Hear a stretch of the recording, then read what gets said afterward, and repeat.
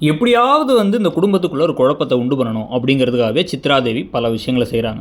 அதுக்காக வந்து அனாமிகாவை வந்து இப்போ வந்து தூண்டி விடுறாங்க அப்படிங்கிற மாதிரி ஒரு புது ட்ராக்காக ஆரம்பிக்கிறாங்க. இதில் என்ன விஷயம்னா, சித்ராதேவி இதெல்லாம் செய்கிறதுக்கு என்ன காரணம்னு கேட்டால் ஒரு காரணமும் இல்லை.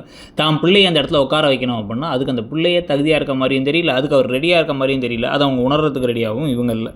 ஸோ இப்போ எல்லா பிரச்சனைக்கும் நடுவில் வந்து இப்போ கதை எப்படி போகுது அப்படின்னா, இப்போ அனாமிகாட்ட இவங்க என்ன சொல்கிறாங்கன்னா, சூர்யா தான் உன் மேலே பழிய தூக்கி போட்டாருங்கிறாங்க. என்ன லாஜிக் மாதிரி அப்படின்னு சொல்லி கேட்டால், இல்லை சூர்யாவுக்கு வந்து விஜய் ஒரு போட்டியாளராக வந்துடக்கூடாதுங்கிறதுனால வேணுனே அப்படி பண்ணிட்டாருங்கிறாங்க. விஜய் தான் அந்த குழந்தைக்கு அப்பாங்கிறது எல்லா வகையிலையும் ப்ரூவ் ஆகிடுச்சு. அப்படி இருக்கும்போது சூர்யா ஏன் இதை பண்ணணும்? சூர்யா டேரெக்டாக அதை முன்னாடியே சொன்னாலே இந்த எல்லா பிரச்சனையும் முடிஞ்சிருக்குமே.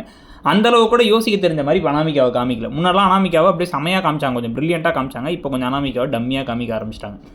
ஸோ இப்போ ஏன்னா வந்து சித்ராதேவி தான் ஒரு மெயின் வில்லி, இப்போதைக்கு அனாமிகாவை சீக்கிரமாக வெளில துரத்தி விடலான்னு முடிவு பண்ணிட்டாங்க போல். ஸோ இந்த விஷயம்லாம் நடந்துகிட்டு இருக்கும் போதே வந்து இன்னொரு பக்கம் சூர்யா வந்து இப்போ கோடீஸ்வரிகிட்ட சொல்லி எனக்காக கொஞ்சம் பரிந்து பேசுங்க மகாகிட்டன்னு சொல்ல, உங்கள் மேலேயும் தப்பு இருக்குது, சரி இருந்தாலும் பேசுகிறேன் மாப்பிள்ள அப்படின்னு அவங்க வந்து திருப்பி வந்து மகாவுக்கு கால் பண்ணி மகாட்ட வந்து பேச, மகா வந்து அவர் கொஞ்சம் கூட அறிவு கிடையாது, அது கிடையாது, இது கிடையாது, வந்து தான் குடும்பத்தை காப்பாற்றுறதுக்காக வந்து இப்படி கஷ்டப்படுத்திட்டாரு, பொய்யா சொல்லி வச்சிருக்காரு, என்கிட்ட கூட உண்மையை சொல்லலைன்னா அவங்க கோவமாக பேசிட்டு, இது எல்லாத்தையுமே நான் ஏன் இப்போ இவ்வளோ கோவப்படுறேன்னா, அவர் சொல்லி தான் நீ பேசுகிறேன்னு எனக்கு தெரியும், அவர் அங்கே தானே இருக்கார் காமி அப்படின்னு சொல்லிட்டு எங்கள் அம்மாட்ட போய் பரிந்துரைக்க போகிறீங்க, வீட்டுக்கு வாங்க வச்சுக்கிறாங்கிற மாதிரி அவங்க மிரட்டிடுறாங்க. ஐயோன்னு இவங்க கிளம்பி வீட்டுக்கு போகிறாங்க. இந்த போகிறாரு இப்போ சூர்யா.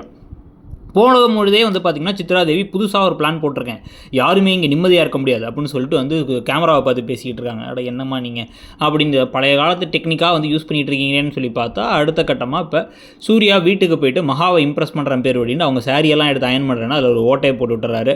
அவங்க நீ என்ன ஏன் மேலே வைக்கணும்னு நினச்ச அயன் பாக்ஸ் இங்கே வச்சிட்டியான்னு சொல்லிட்டு அவங்க கோவப்பட, ஐயோ அப்படி இல்லைன்னு இவர் வருத்தப்பட, அதை வச்சே கதைகள் ஓடிக்கிட்டு இருக்குது. ஸோ ஒரு மாதிரி ஒரு பெரிய ட்விஸ்ட்டுக்கு பிறகு இப்போ கதை எங்கே போகிறதுன்னு தெரியாமல் சும்மா இழுதுகிட்டே இருக்கிறது மட்டும் தெரியுது. அதை பற்றி உங்களுடைய கருத்து என்ன, எப்படி போகுது சீரியல் நினைக்கிறீங்கிறத சொல்லுங்கள். தேங்க்யூ.